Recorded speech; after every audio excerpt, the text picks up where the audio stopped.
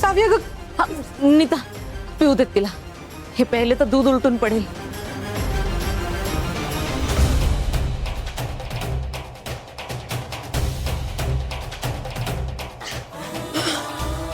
सावी सावकाश.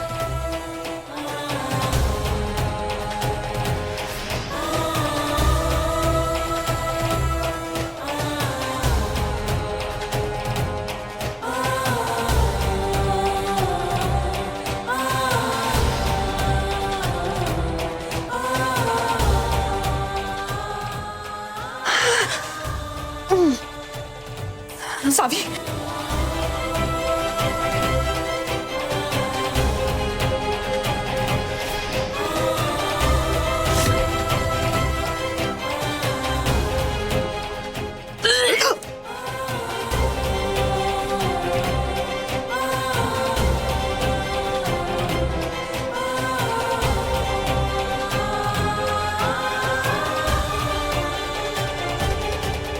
सावी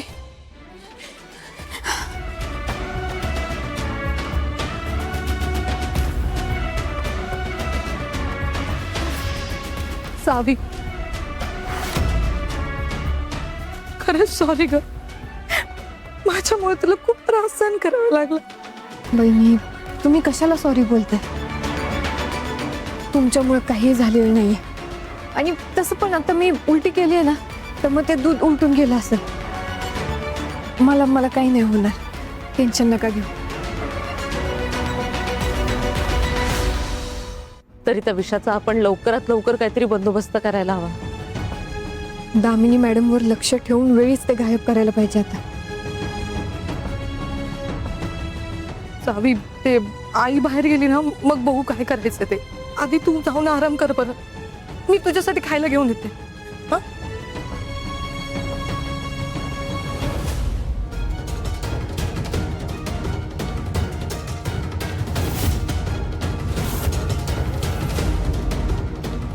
दामिनी मॅडम इतक्या घाईघाईनं कुठं चालले असतील?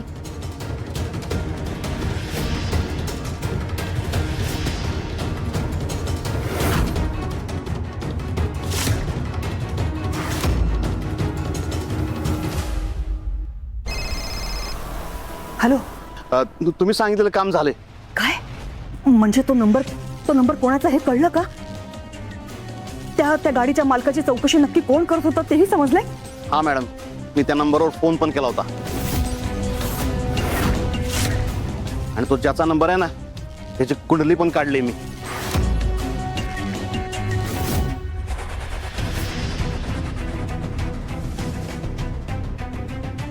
सावी पण त्या गाडी मालकाला तर परागच्या नंबरवरनं फोन केला होता ना.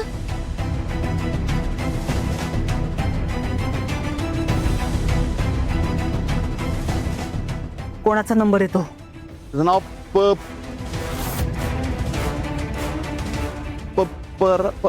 पप्प्या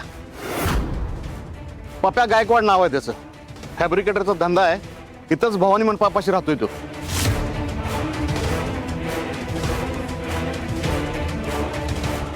अगं पण हे कसं शक्य आहे?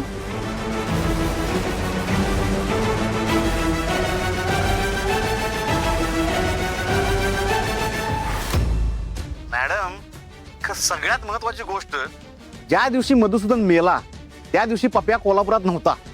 तो त्याच्या बहिणीच्या लग्नाला साताऱ्याला गेला होता. अहो पण असं असेल तर मग मधुसूदनचा ऍक्सिडेंट झालाय हे त्याला कसं माहित असणार? आणि आपल्या मागे कशाला लागेल तो? तेच तर कळत नाहीये मॅडम. नाही ना नक्कीच काहीतरी गडबड आहे. तुम्ही त्या पोरावर जरा बारीक लक्ष ठेवा. हा आणि तुमच्या नजरेआड होऊ देऊ नका. हो मॅडम.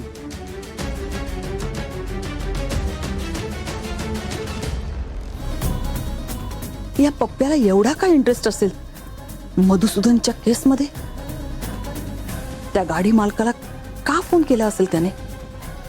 आणि बरोबर त्याच गाडीची चौकशी का केली असेल?